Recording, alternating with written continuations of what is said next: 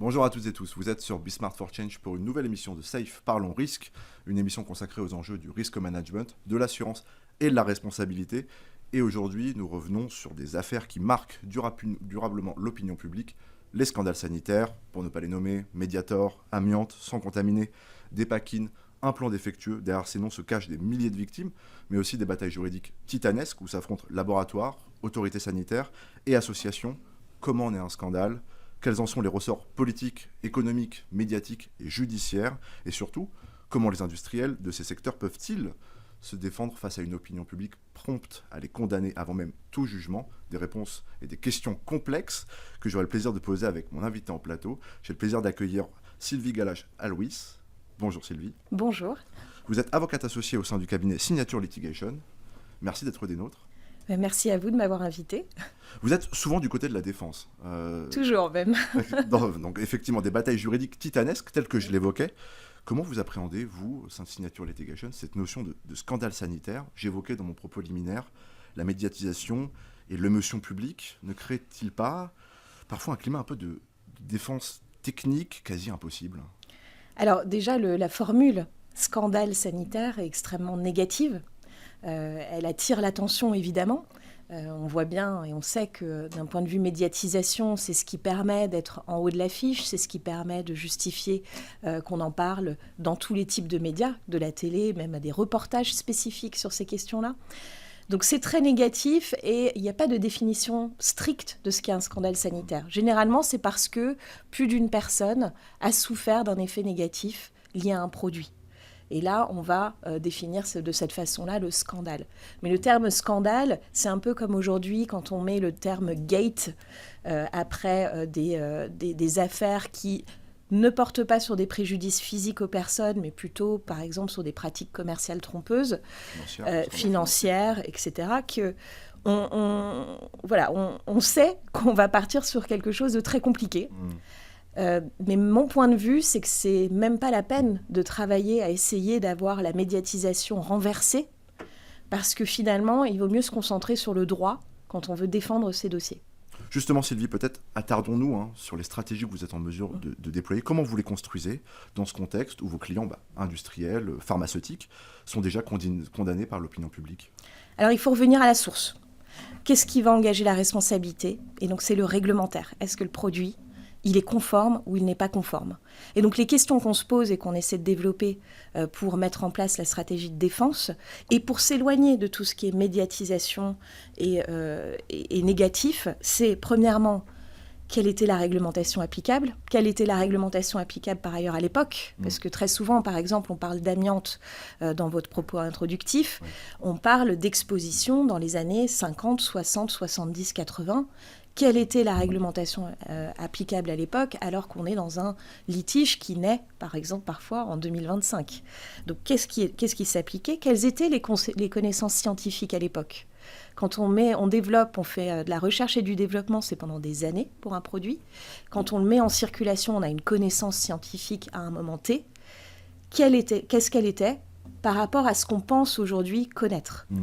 On peut aussi regarder, évidemment, quand on est avocat, on regarde tous les documents qu'on peut avoir au dossier. Parce que c'est souvent la difficulté dans ces dossiers-là, c'est qu'est-ce qui reste décrit dans ce que l'industriel a pu penser, réfléchir, mettre en œuvre.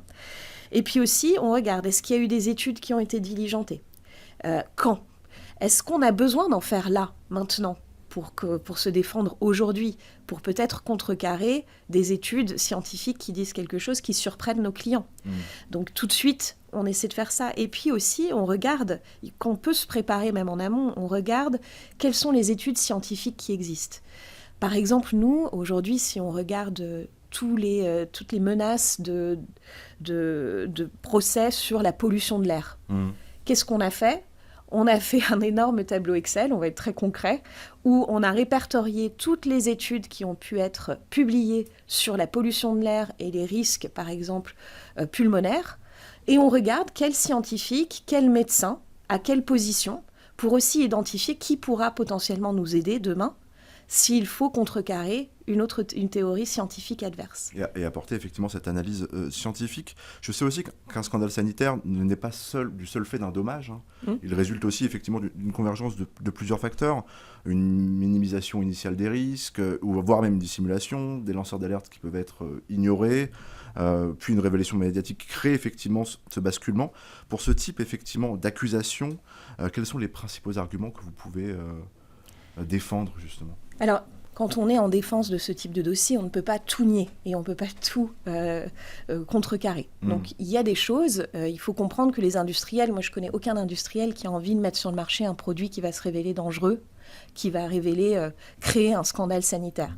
Il faut essayer de comprendre quelle a été l'évaluation de risque, quelle a été la façon dont effectivement l'alerte a été donnée. Très souvent, il y a eu des scandales, par exemple, dans l'automobile, il y a plusieurs années, notamment aux États-Unis, où on s'est rendu compte que finalement, les équipes sécurité, les équipes juridiques des différents pays ne se parlaient pas. Et c'est pour ça qu'ils ne se sont pas rendus compte qu'il y avait finalement beaucoup de dossiers similaires à travers le monde. Et ils s'en sont rendus compte trop tard, une fois que tout le monde a pu le découvrir via les médias, au lieu de pouvoir contrecarrer en amont. Là, il y a des choses, moi j'ai envie de dire, dans ces circonstances-là, ce qu'on essaie de justifier, c'est que finalement le processus qui était en place était celui qui faisait sens pour cette entreprise à ce moment-là. Et puis c'est à l'entreprise ensuite d'apprendre de ses erreurs potentielles et de mettre en place de nouvelles formules pour l'avenir. Et j'ai en tête, par exemple, l'exemple que vous l'évoquiez du Mediator qui a été commercialisé en 1976, il me semble. Autre débat que je trouve particulièrement intéressant, Sylvie, c'est sur la causalité, un débat qui est quand même assez technique. Comment vous parvenez à faire valoir auprès des juges la nécessité de cette approche scientifique rigoureuse plutôt qu'une causalité présumée entre la concomitance, entre le temporel, l'exposition et le dommage ? Comment on s'éloigne du calendrier pour vraiment basculer son argumentation stricto sensu sur le scientifique et le juridique? Question très difficile, et puis vous citez d'ailleurs la jurisprudence européenne avec ces critères-là. Et question encore plus difficile, j'ai envie de vous dire, avec la nouvelle directive responsabilité du fait des produits qui va entrer en vigueur où les États membres sont censés la mettre en œuvre d'ici fin 2026, où il y a un certain nombre de présomptions justement sur la causalité et sur le défaut qui sont mis en œuvre. Une première, notamment, qui est assez surprenante, en tout cas quand on est dans la défense, c'est que si le dossier est excessivement difficile d'un point de vue technique, il y aura une présomption de défaut et de lien de causalité. Si bien que plus le dossier est difficile techniquement, plus il y a des chances que le fabricant soit condamné. Donc qu'est-ce qu'on fait ? Il y a plusieurs pistes. Il y a notamment la piste de demander au juge de désigner des experts et d'avoir une expertise judiciaire, d'essayer de creuser les choses avec les personnes qui ont les compétences scientifiques pour comprendre le dossier, parce qu'évidemment le juge et même l'avocat, on peut s'y intéresser, on n'aura jamais la connaissance parfaite de ce qui se passe. Ce qu'on fait aussi, c'est se référer à des décisions étrangères, se référer à ce qui se passe ailleurs. On prend l'exemple des PFAS, donc ces produits chimiques qu'on dit éternels. Aux États-Unis, ça fait plus de 10 ans qu'il y a de la jurisprudence et des combats scientifiques sur la question. On parle même de milliers de contentieux aujourd'hui à date aux États-Unis sur les per et polyfluoroalkylés. Exactement, des milliers. Alors qu'ici, c'est le tout début. On voit bien ce qui se passe en France. Les médias accusent les PFAS de manière générique. On voit bien qu'il y a des actions d'associations de demandeurs qui vont auprès de l'Assemblée nationale pour pousser à de la réglementation, ce qui a été obtenu. En février dernier. Exactement. On voit bien qu'il y a des reportages, qu'il y a des études scientifiques qui sont publiées, qui condamnent les PFAS de manière générale, alors qu'aux États-Unis, il y a un débat scientifique extrêmement intense sur déjà quelles substances, parce qu'il y en a des milliers, comment. Et il y a même des victoires qui arrivent de fabricants sur le fait qu'il n'est pas prouvé scientifiquement que telle substance peut engager la santé des gens.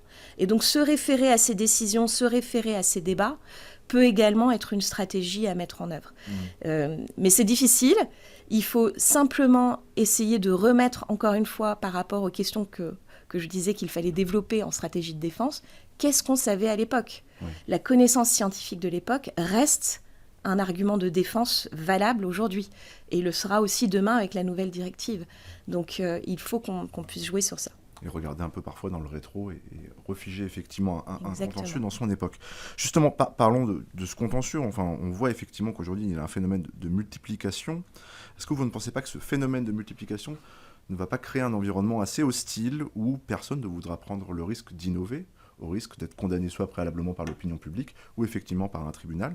Je prends l'exemple du secteur thérapeutique ou pharmaceutique. Est-ce que cette multiplication contentieux freine l'innovation? Je pense qu'elle freine les lancements, en effet, les innovations. En tout cas, aujourd'hui, je vois chez les dirigeants, ils se posent la question de savoir le coût-bénéfice du lancement de nouvelles technologies. Et dans le coût devient de plus en plus lourd à cause de ces contentieux. Non seulement parce que c'est des contentieux qu'on ne peut pas forcément prévoir dans leur ampleur, mais également dans à quel moment ils vont être engagés. Parce que très souvent aussi, c'est des choses qui sont latentes. Donc on le découvre, regardez l'amiante, on le découvre 20, 25 ans, 30 ans après l'exposition. Mais en plus, aujourd'hui, le nombre de demandeurs explose. C'est-à-dire que si on regarde par exemple le contentieux de l'anxiété de développer une maladie dans le futur, c'est toute personne qui va bien physiquement, mais qui a la crainte un jour de développer une maladie. C'est tout le monde. Donc, quand on fait cette analyse de coût, on se dit que finalement, il faut faire attention et peut-être ne pas innover autant qu'on le voudrait, ou en tout cas attendre que la réglementation soit à jour. Parce que c'est souvent ça l'innovation, c'est qu'on lance un produit, on sait que la réglementation ne couvre pas parfaitement son produit, donc on essaie de voir quelle est la réglementation la plus pertinente, et on prend un risque de ce fait qu'on se fera nécessairement reprocher au regard de la jurisprudence actuelle dans quelques années. Qui dit prise de risque, nécessairement couverture de ce risque aussi. Oui. Quelle posture de la part des assureurs eu égard de cette multiplication des contentieux d'ordre sanitaire? Alors les assureurs sont tout à fait au fait de tout ça. C'est vrai que je pense qu'ils n'ont jamais été aussi actifs à essayer de comprendre quels sont les risques émergents, les risques futurs, pour essayer également de cadrer les choses. Et ce qui est compliqué dans ce type de contentieux, de scandale sanitaire, comme on les définit aujourd'hui entre nous, c'est que il y a des condamnations qui ont lieu alors même que la réglementation a été respectée par le fabricant. Et donc, dans les polices d'assurance, normalement, quand vous avez respecté vos obligations, que tout va bien, mais que vous êtes quand même condamné, vous avez une couverture normalement. Et donc, la question se pose de comment réviser, ou en tout cas appréhender les situations où une société, à un moment T, respecte la réglementation, met un produit sur le marché, 30 ans plus tard, il y a un contentieux, que ce soit du fait de dommages corporels de personnes ou de leur anxiété pour le futur. Les questions se posent, on est très interrogé sur la question, et c'est pas que scandale sanitaire, on peut ouvrir le débat sur la cybersécurité, sur plein de choses. Les assureurs ont de quoi faire. Autant de débats que j'aimerais avoir avec vous, Sylvie. Merci à vous pour cet échange et ce partage d'informations clés qui ne manqueront pas de nous renseigner sur les conditions d'émergence et les moyens d'anticiper ce type de scandale sanitaire. Merci à toutes et tous pour votre fidélité. Vous restez sur Be Smart for Change.